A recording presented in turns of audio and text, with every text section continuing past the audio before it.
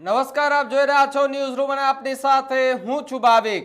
મહત્વના સમાચાર ગુજરાતને લઈને, ગુજરાતના રાજકારણને લઈને સામે આવી રહ્યા છે કે જ્યાં કોંગ્રેસના પ્રમુખને લઈને ખૂબ નામ જે ચર્ચામાં આવ્યા હતા, તેમાં કોંગ્રેસના પ્રમુખ મામલે 4 નામ ચર્ચામાં, તેમાં સૌથી વધુ જો અત્યારે ચર્ચામાં હોય તો ઇન્દ્ર વિજયસિંહ ગોહિલ છે, ગેનીબેન ઠાકોર, અમિત ચાવડા, લાલજી દેસાઈના નામ જે ચર્ચામાં છે। ગુજરાત કોંગ્રેસને લઈને આ સૌથી મહત્વના અને સૌથી મોટા સમાચાર।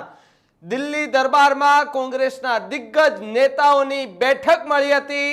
ગુજરાતના નેતાઓએ રાહુલ ગાંધી સાથે બેઠક કરી। ગમે તે ઘડીએ ગુજરાતના પ્રમુખ જાહેર થાય તેવી શક્યતાઓ વર્તાઈ રહી છે। અત્યારે દિલ્હીથી ગુજરાતના નવા પ્રમુખને લઈને સૌથી મોટા સંકેતો મળી રહ્યા છે, કારણ કે છેલ્લી ઘડીએ ઇન્દ્ર વિજયસિંહ ગોહિલનું નામ ખૂબ જ ચર્ચામાં આવ્યું છે। છેલ્લી ઘડીએ ઇન્દ્ર વિજયસિંહ ગોહિલનું નામ ચર્ચામાં આવ્યું છે। ભારે ચર્ચાઓ પણ થઈ રહી છે અને આ ચર્ચાઓ વચ્ચે સૌથી મોટા સમાચાર કે જ્યાં ઇન્દ્ર વિજયસિંહ ગોહિલને પ્રદેશ પ્રમુખની કમાન સોંપાય તો પણ નવાઈની વાત ન કહી શકાય।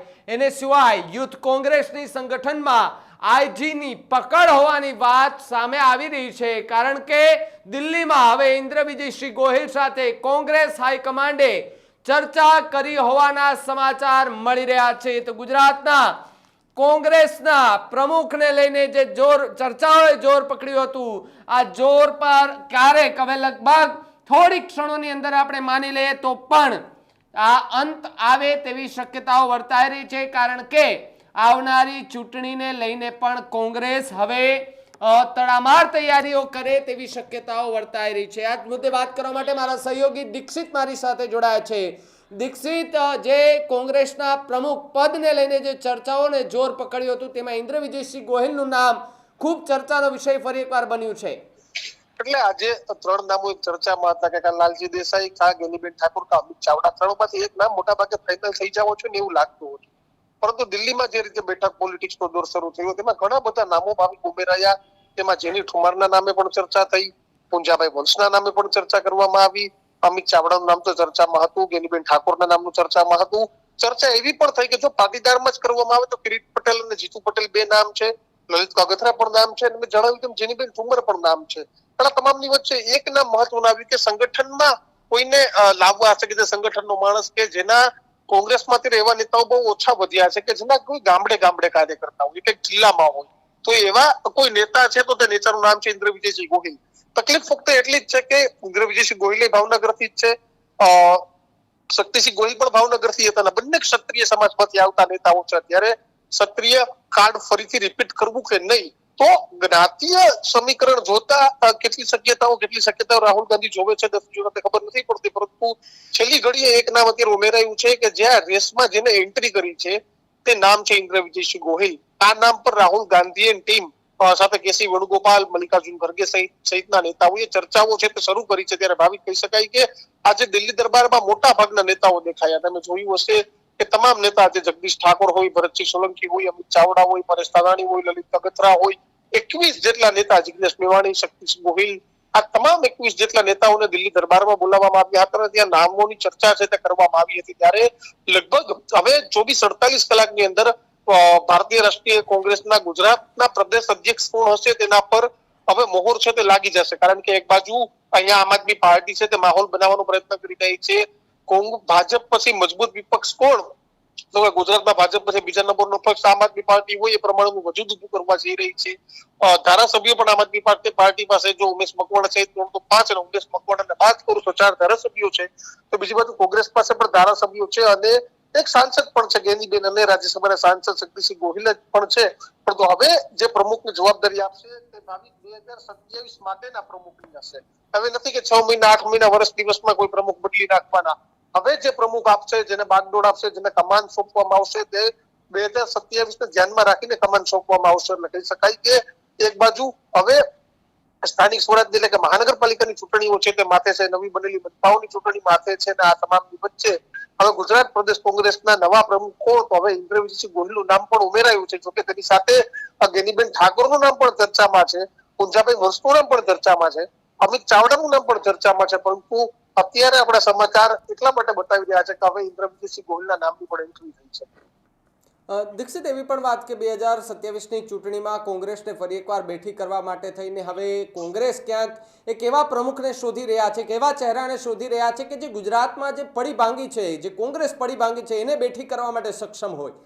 એટલે ઇન્દ્ર વિજયસિંહ ગોહિલનું નામ એટલા માટે લઈ શકાય ભાવિક કે ઇન્દ્ર વિજયસિંહ ગોહિલ એક એવું નામ છે કે જેના કાર્યકર્તા તમને દરેક જિલ્લામાં મળે. તમે એવું સમજી લો કે પોરબંદર થી અર્જુન મોઢવાડિયા ભલે ભારતીય જનતા પાર્ટીમાં સામેલ થઈ ગયા હોય, પરંતુ ઇન્દ્ર વિજયસિંહ ગોહિલ સાથે જોડાયેલા 10-15-20 એવા યુવાનો છે તે મળે, ભલે ભાજપ હોય પરંતુ તે ઇન્દ્ર વિજયસિંહ ગોહિલ સાથે જોડાયેલા હોય. આ જ પ્રમાણે રાજકોટ, આ જ પ્રમાણે તમે જસદણના કુંવરજી બાવળિયાના વિસ્તારમાં જતા રહ્યો ત્યારે પાર્ટીને સંગઠન પણ મજબૂત કરવાની જરૂર છે. એવું નથી કે અમિત ચાવડાના સમર્થકો નહીં હોય, એ પ્રમુખ રહી ચૂક્યા છે એટલે એના પણ સમર્થકો હોય, પણ આ ચેલેન્જ કોઈ નવા અધ્યક્ષને બનાવશે તો આ ચેલેન્જ કોંગ્રેસ માટે બિલકુલ નિશ્ચિત રીતે આવવાની છે. કારણ કે ગુજરાત યુનિવર્સિટીમાં તમે જોઈ લો કે આજે પણ સેનેટની ચૂંટણી થાય છે, તો એક હાથે ગુજરાત યુનિવર્સિટી અમદાવાદ જેવા વિસ્તારમાં ત્યાંથી કોંગ્રેસના સેનેટ મેમ્બરો ચૂંટાઈને આવે છે, લીડથી ચૂંટાઈને આવે છે. ભાજપની સરકાર હોવા છતાં પણ મેં 2019-20ની અમદાવાદ ગુજરાત યુનિવર્સિટીની ચૂંટણી કવર કરેલી કે ખુદ પ્રદીપસિંહ વાઘેલા હોય, હર્ષદ હોય, તમામ યુવા નેતાઓ ત્યાં મહેનતમાં પ્રચારમાં હતા, છતાં પણ કોંગ્રેસે બહુ સારી સેનેટ મેમ્બરો છે જીત્યા હતા. એટલે કહી શકાય કે પકડ છે યુવાનોમાં, ગામડે ગામડે કાર્યકર્તાઓ છે, પોતાની સાથે જોયેલા યુવાનો છે. અનેક ઇન્દ્ર વિજયસિંહ ગોહિલ સાથે જોડાયેલા લોકોએ તેના ફોટા સાથે ગુરુ પૂર્ણિમાનું સ્ટેટસ પણ મૂકેલું. સાથે તેની ટીમને આઈજી બ્રિગેડ કહે છે. ત્યારે હવે જોવું રહેશે કે આઈજી બ્રિગેડને કોઈ ચાન્સ મળે છે કે નહીં. કારણ કે જ્યારે અધ્યક્ષ બદલવાની વાત હોય ત્યારે ઇન્દ્ર વિજયસિંહ ગોહિલનું નામ જરૂરથી ચર્ચામાં આવે છે, પરંતુ ઇન્દ્ર વિજયસિંહ ગોહિલના એક નબળા પોઈન્ટ ગણવામાં આવે તો એ પણ છે કે તેની ભલામણ કરવા વાળો કોઈ મોટા નેતા નથી. કારણ કે તેને શંકરસિંહ વાઘેલા સાથે સંબંધ હતા, શંકરસિંહ વાઘેલાએ પાર્ટી છોડી, મોઢવાડિયા સાથે સંબંધ હતા, મોઢવાડિયાએ પણ પાર્ટી છોડી, અહેમદ પટેલ જૂથના પણ કહેવાના હતા, પરંતુ આજ આપણી વચ્ચે અહેમદ પટેલ પણ નથી રહ્યા. પરંતુ હવે જોવું રહેશે કે પાર્ટી કેને પ્રમુખ છે તે બનાવે છે.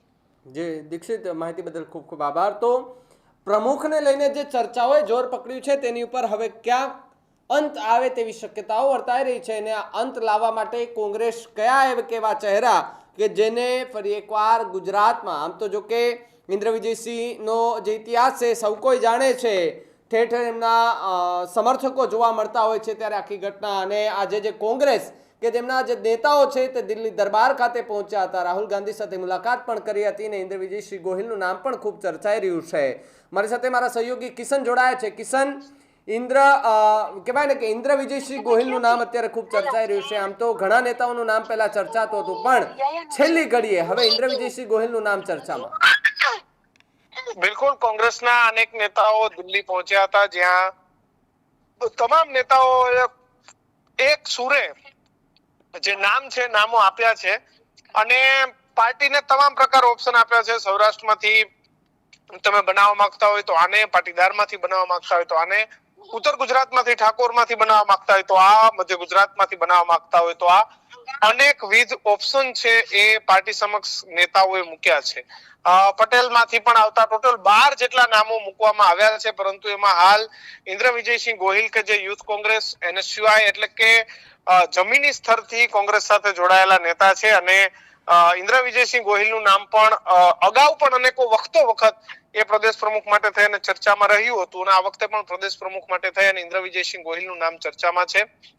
ચૂંટણી હોય, સંગઠનની વાત હોય, તમામ રીતે, અને ખાસ કરીને યુવા સંગઠન અને આખા ગુજરાતમાં ઇન્દ્ર વિજયસિંહ ગોહિલની કરાયેલી ટીમ એટલે કે યુથ કોંગ્રેસના પ્રમુખો, NSUI ના પ્રમુખો જે હાલ મુખ્ય કોંગ્રેસમાં પણ આવી ગયા છે, ઘણા બધા ધારાસભ્યો પણ બની ગયા છે, ઘણા બધા પૂર્વ ધારાસભ્યો પણ છે. એટલે છેલ્લી ઘડીએ ઇન્દ્ર વિજયસિંહ ગોહિલનું નામ પણ હાલ ચર્ચામાં આવ્યું છે કે કોંગ્રેસે એ નામ પર પણ વિચારવાની જરૂર છે કે જે ઘણા બધા ચડાવ ઉતાર જોયા, ઘણા બધા યુવા નેતાઓ કોંગ્રેસ છોડીને ગયા, ભાજપમાં ગયા, પણ ઇન્દ્ર વિજયસિંહ ગોહિલ જે કમિટેડ વર્ષોથી કોંગ્રેસ સાથે રહ્યા, કોઈ પણ પરિસ્થિતિમાં કોંગ્રેસ સાથે રહ્યા, અને અનેક ચૂંટણીઓ જીતાડવામાં પણ એમની મહત્વની ભૂમિકા રહી છે.